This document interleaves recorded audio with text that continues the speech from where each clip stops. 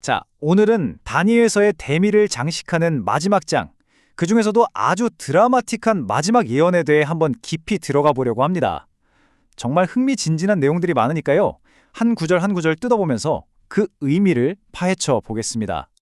그래서 오늘 우리가 따라갈 여정은 이렇습니다. 먼저 이 예언의 큰 그림을 보고요. 그 다음에 환란과 구원의 때, 그리고 심판을 위한 부활에 대해 살펴볼 겁니다. 또 누가 별처럼 빛나게 될지, 그리고 마지막에 풀리게 될 비밀은 대체 뭔지 차근차근 따라가 보죠. 네, 그럼 첫 번째 순서, 다니엘의 마지막 예언입니다. 모든 이야기의 시작이죠. 앞으로 펼쳐질 엄청난 사건들의 무대가 어떻게 설정되는지 그 배경부터 한번 들어가 보겠습니다. 이 예언이 다루는 건요, 다름 아닌 역사의 마지막, 그러니까 시간의 끝에 대한 이야기입니다. 다니엘서 전체를 마무리하는 정말 스케일이 큰 예언이라고 할 수 있죠. 자, 그럼 이제 본격적으로 예언의 첫 구절로 들어가 볼 텐데요. 이게 시작부터 심상치가 않습니다. 아주 거대한 우주적인 사건으로 막을 열거든요. 바로 환란, 그리고 동시에 일어나는 구원의 때에 대한 이야기입니다. 이 구절 정말 놀랍지 않나요? 한쪽에서는 역사상 다시 없을 끔찍한 환란이 닥친다고 하는데 바로 그 순간에 책에 기록된 사람들은 구원을 받는다는 거예요. 그러니까 가장 깊은 절망과 가장 위대한 희망이 한 장면에 담겨 있는 거죠. 근데 여기서 미가엘이라는 이름이 등장하잖아요? 큰 군주 미가엘. 대체 이 미가엘이 누굴까요? 이 예언을 분석한 해석에 따르면요. 여기서 말하는 미가엘은 바로 예수 그리스도를 가리킨다고 봅니다. 악을 심판하고 자기 백성을 구원하러 오시는 거죠. 미가엘이 일어난다는 건 그냥 상징적인 표현이 아니에요. 이걸 신호탄으로 해서 정말 우주적인 사건들이 연쇄적으로 빵 하고 터지는 겁니다. 그리스도의 중보가 끝나고 은혜의 시간이 마감되고 마지막 재앙이 쏟아지는 그야말로 거대한 도미노의 시작인 셈이죠. 하지만 바로 그때 생명책에 기록된 이들은 구원을 얻게 되는 거고요. 자, 이렇게 엄청난 환란의 시간이 지나고 나면 그 다음엔 뭐가 올까요? 예언은 인류 역사상 가장 중대한 순간 중 하나를 가리킵니다. 바로 부활입니다. 여기서 중요한 건 모두가 깨어나긴 하는데 그 결과가 완전히 다르다는 거예요. 어떤 사람들은 영원한 생명을 얻고 또 다른 사람들은 영원한 수치와 부끄러움을 당하게 된다는 거죠. 정말 극명한 대조를 이루죠? 근데 부활이 한 번에 다 일어나는 게 아닌가? 하고 궁금하실 수 있어요. 이 구절을 제대로 이해하려면 사실은 세 가지 다른 종류의 부활이 있다는 걸 먼저 알아야 합니다. 시기도 대상도 다 달라요. 자, 이 표를 한번 보세요. 좀 더 명확해지죠? 재림 직전에 특배 부활이 먼저 있어요.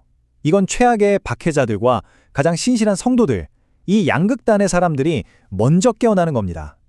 그 다음에 재림 때 모든 의인들이 참여하는 첫째 부활이 있고요. 그리고 1000년이라는 시간이 지난 후에 모든 악인들이 일어나는 둘째 부활이 있는 거죠. 이렇게 세 단계로 나뉘는 겁니다. 이제 예언은 그 클라이맥스로 향합니다. 어떻게 보면 이 예언 전체의 심장과도 같은 부분인데요. 이 모든 과정을 통과한 특정 그룹의 사람들에게 주어지는 정말 눈부신 보상에 대한 이야기입니다. 한번 들어보시죠. 와, 궁창의 빛과 같이, 별과 같이 영원토록 정말 아름다운 표현이죠. 그런데 여기서 핵심은 이 영광을 누가 받느냐는 겁니다.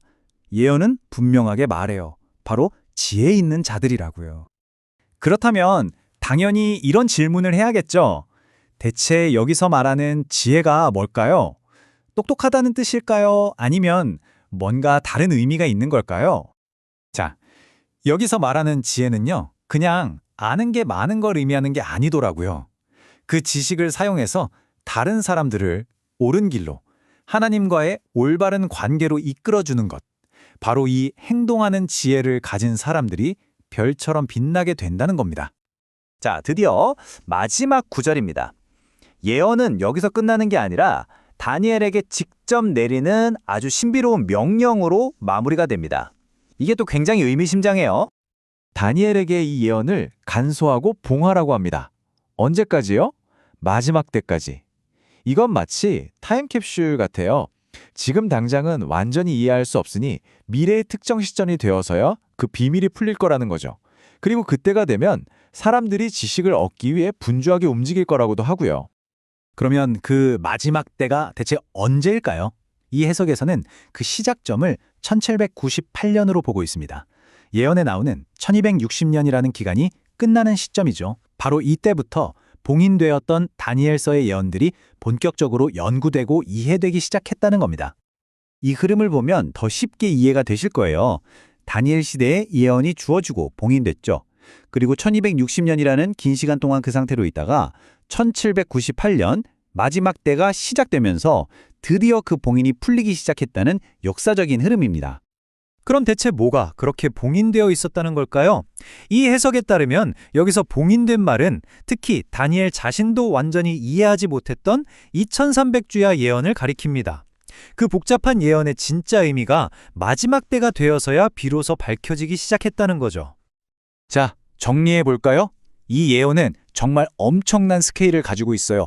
역사상 가장 큰 환란으로 시작해서 심판을 위한 부활을 거쳐 최종적으로는 다른 사람들을 의로움으로 이끈 사람들에게 주어지는 영원한 보상으로 그 대단원의 막을 내립니다. 갈등에서 시작해서 희망으로 끝나는 거죠. 예언은 마지막 때에 지식이 더해질 거라고 했어요. 정말 요즘 우리 시대를 보면 그렇죠? 정보가 넘쳐나잖아요.